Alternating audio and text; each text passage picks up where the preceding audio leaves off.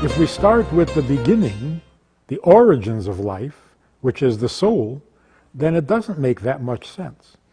The soul is already godly, holy, and good. It leaves heaven, comes down into this world, for what? So that it can have a choice? So that evil becomes an option? So that messing up becomes an option? Why is that worth it? What's the point? And if, according to most theological belief systems, if you do behave yourself and make the right choices and you don't choose evil, then your reward is your soul goes back to heaven. But that's where it started. So what's the point? So what is the virtue of freedom of choice?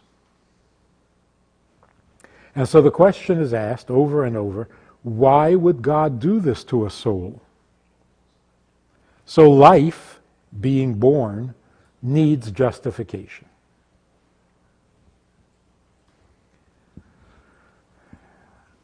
If it needs justification, then it makes sense that there will be times, or there will be individuals who will not enjoy life, for whom life will be a burden.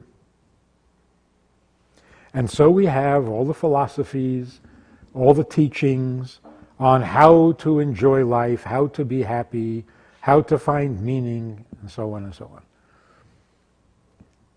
Most of the writings on philosophy and religion has dealt with this question. What is the answer in Hasidic teachings? Why would God do something like that to the soul? Basically, the answer is because by coming into this world and having freedom of choice, the soul gains something magnificent that it wouldn't have in heaven.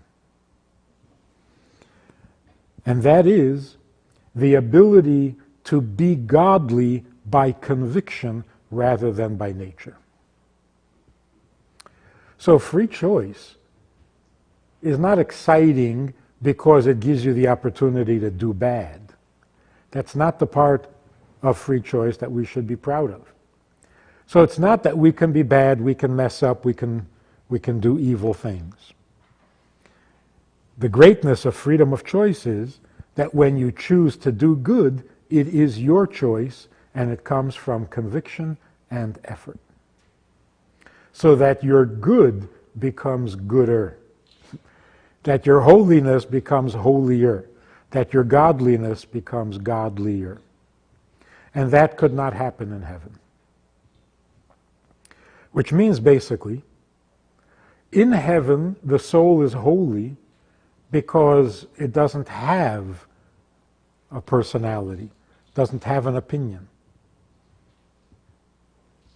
So the holiness is not credited to the soul, it's credited to God who created it that way. By coming into this world and having free choice, when the soul chooses to do good, when the person chooses to do good, then the goodness becomes its goodness. The godliness becomes its godliness. But let's put it in different words. The Mishnah says, if you serve God properly, you gain deservedness. Whereas in heaven, the soul's holiness doesn't give credit to the soul. The soul doesn't deserve anything for being holy. In this world, if a soul is holy, it gains deservedness and it is rewarded. It doesn't say what the reward is. Leaves that to our imagination. But that is the benefit. The benefit is, by being in this world, you are rewarded for your godliness, whereas in heaven, you don't deserve a reward. But going a little deeper, the Hasidic answer would be, the godliness that the soul has in heaven makes it God-like, a little piece of God, very much like a fetus is part of its mother.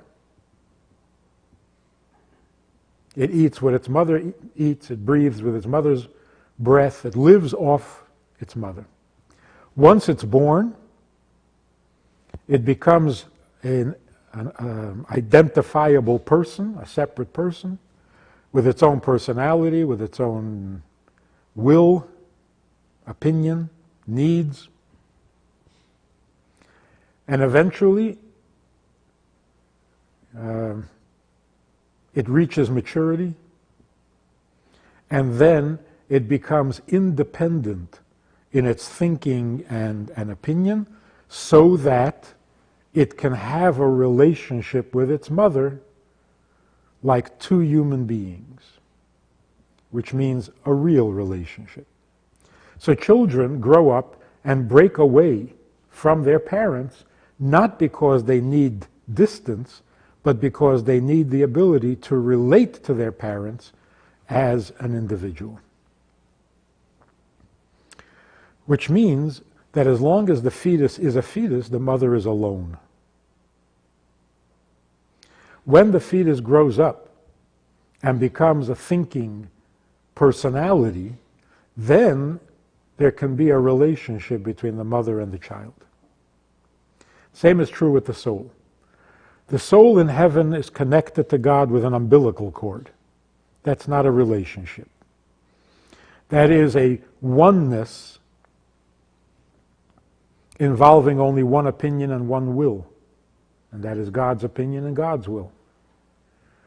By the soul coming down into the body, into this world, and developing a personality and an opinion, now the soul can relate to God as two people relating to each other, as two entities choosing each other. That's a real relationship. So the soul coming down into the body basically means God doesn't want you to be dependent on Him. He wants you to be in a relationship with Him. That there should be a oneness, not because God is exclusive and nothing else exists, but a oneness that comes by volition, by choice, by setting aside that which separates us and becoming one. That basically becomes the model, the cosmic model, for human relationships as well. You don't marry your clone. You marry someone with an opinion, which of course causes a lot of problems. But that's the way it's meant to be. You can't marry your shadow. That's not a relationship. So, what is the point of living? The point of living is the discomfort, maybe even the pain, of separation, of the soul leaving heaven in order to come into the body, is justified because it enables the soul to engage in a true relationship. So the message of life is that the relationship is worth the pain. In classical language, every descent is for the purpose of a greater ascent. Things come down in order to go up. To go up, not back to where it came from, but to a higher and better place. Which is the exact opposite of whatever goes up must come down. In godliness, whatever comes down must be for the purpose of going up higher than it was before. So every descent is for the purpose of a greater ascent. If we view life that way to begin with, if we introduce life as a development of cosmic proportion,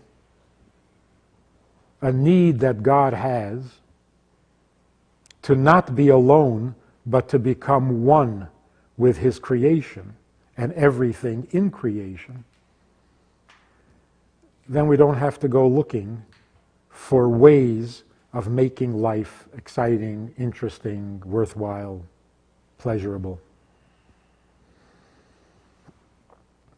When the very purpose of life is already clear and desirable, then life becomes pleasurable. What happens without this? Basically, you're treading water. If we don't learn the purpose of life, then we have to make it up as we go along.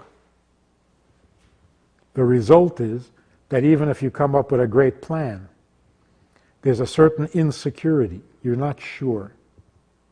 Have you justified living? Have you justified being alive? Did you really find the purpose? You don't know. You're hoping. Well, that takes a little of the joy out of it, because uncertainty does not produce happiness.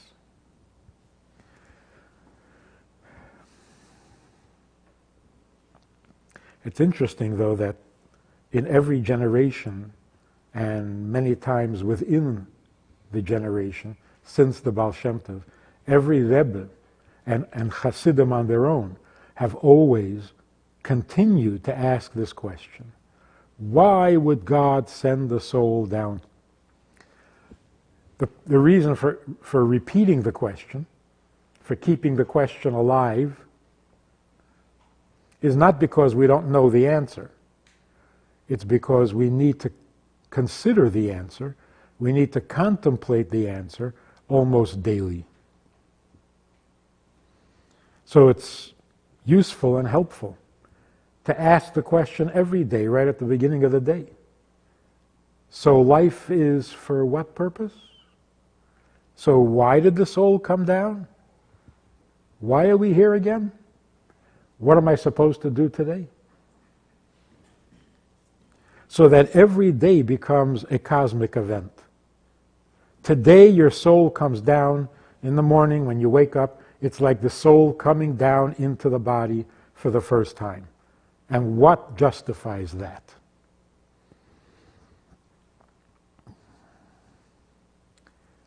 Particularly when things are difficult.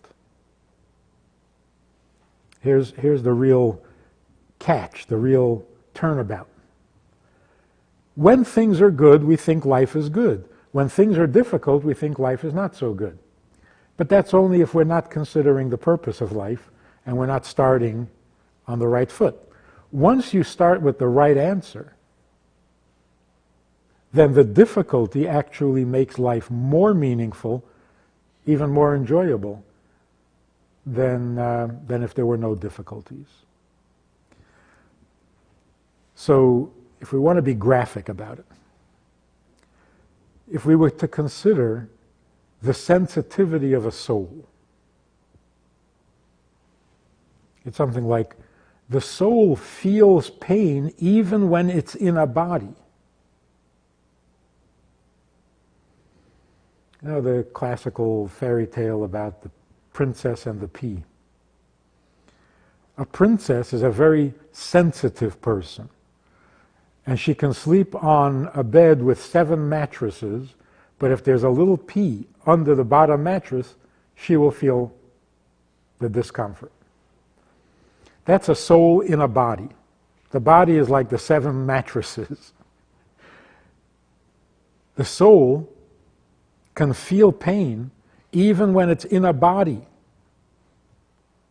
It's not the body that feels the pain.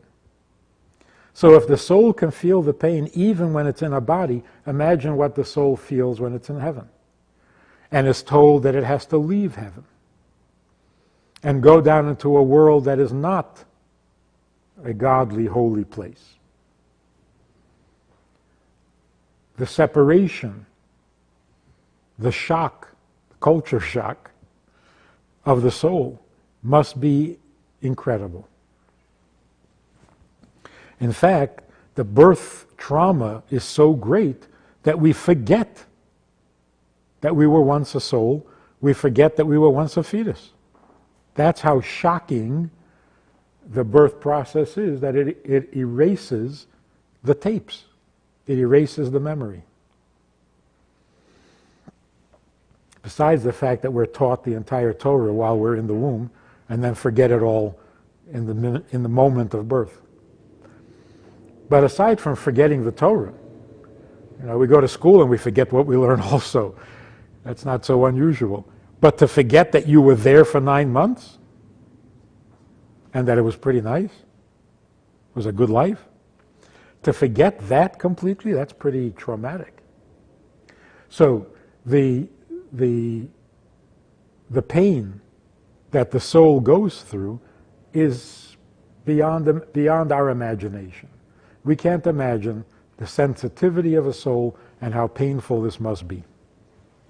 Now, we look at the difficulties in life itself, not just in being born, but in living. That the soul has to put up with hunger, which it doesn't have in heaven, thirst, which it doesn't have in heaven, tiredness, exhaustion, fatigue, bad moods. It has none of this in heaven.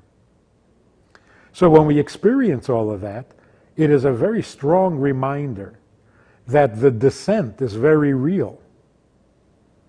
So the ascent that follows must be extraordinary. So if life is justified, even with this much discomfort, then life must be even more special than I suspected. I think we've spoken about this on other occasions, but a person is happy. He's got a happy child. He grows up. He's a happy person. He's had a nice life. Things are good. So if we could measure happiness, let's say he's a number 9 on a scale of 1 to 10. Then he goes through a Holocaust, concentration camp. A few years later, you meet him and you measure his happiness level, and it's 9. How do we explain this? The Holocaust made no impact, had no effect. He was a 9 before, he's a 9 during, and he's a 9 after. Not likely. Not possible. So how is it that he is a 9 after the Holocaust, just as he was before? In order to be a 9 after a Holocaust, you have to have 10 times as much joy. Because now you enjoy life to a number 9, knowing that life includes a Holocaust. So it's not that he has the same happiness he had before. It must be tenfold. If you can have a 9 after, which means life is good with a Holocaust, after a Holocaust, as good as it was before the Holocaust, you have increased your happiness radically. Same is true with considering the importance or the value of life. If with all these difficulties life is valuable, then it's much more valuable than we suspected. If it's justified to send the soul down into this world with all of these difficulties, then this mission must be really important, really exciting. So every difficulty and every disappointment should increase our appreciation of the meaning and the purpose and the significance of life. Basically, that means life as we know it, doesn't need justification because we already know what it's for. The amazing thing is that despite our loss of holiness in being born, despite the fact that physical existence it is not big on holiness and truth, yet intuitively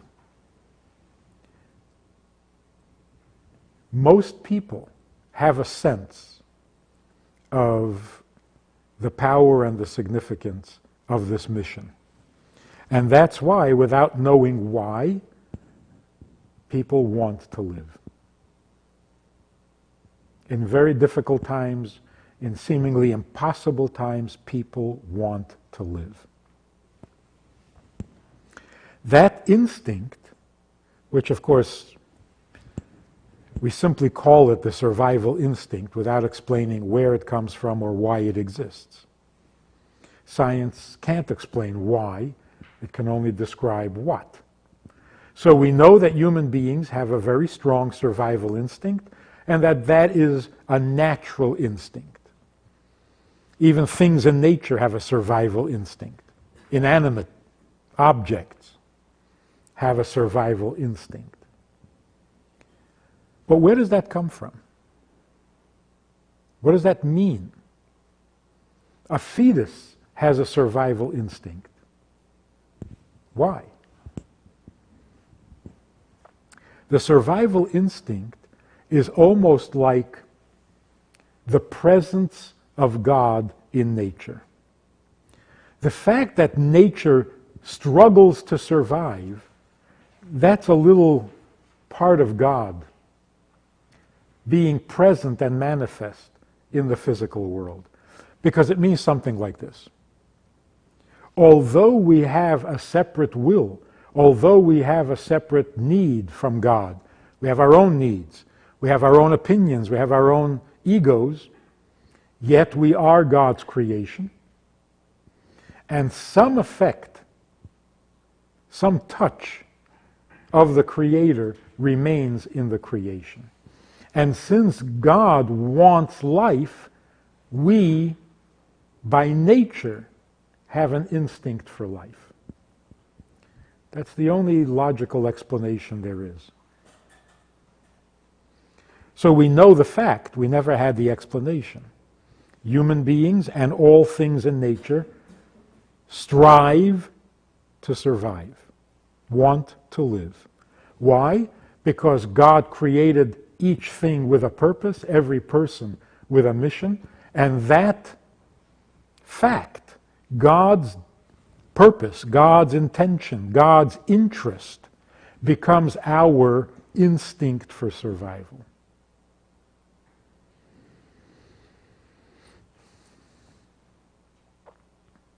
So our nature is more godly than we suspected.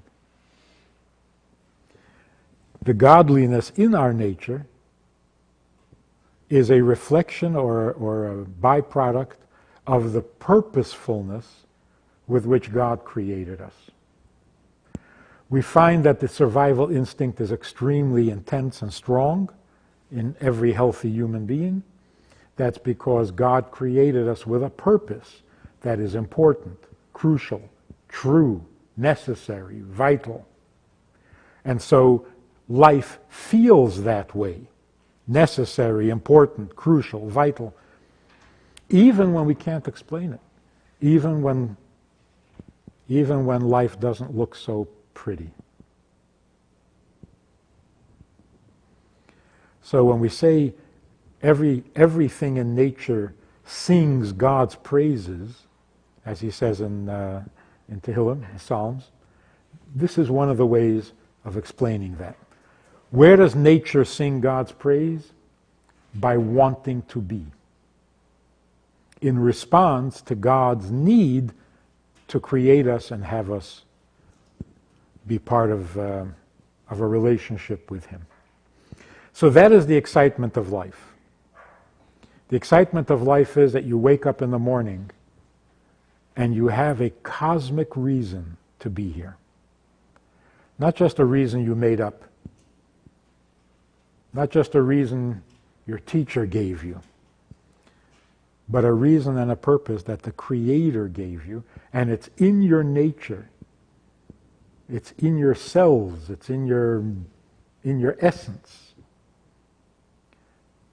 to want to be part of that relationship, which becomes your desire to live. Once we know that that is the case, then our survival instinct also becomes our philosophy. It also becomes our pleasure in life. I'm not just trying to survive. I need to be here so that I can engage in that relationship. So now the philosophical question, what is the purpose of life, and the natural instinct to survive have really become one. They both come from the same place. So life makes sense? Makes sense. What about people who are so overwhelmed with their difficulties that they really give up on life? That too proves that life is important, that life is valuable. And that's why people who think that their lives are messed up can't handle it. Because life is too good to mess up. So it's almost like, since life is so precious and life is so holy and life is so good, if I messed it up, I got to quit and start over again. Because you can't live a messed up life.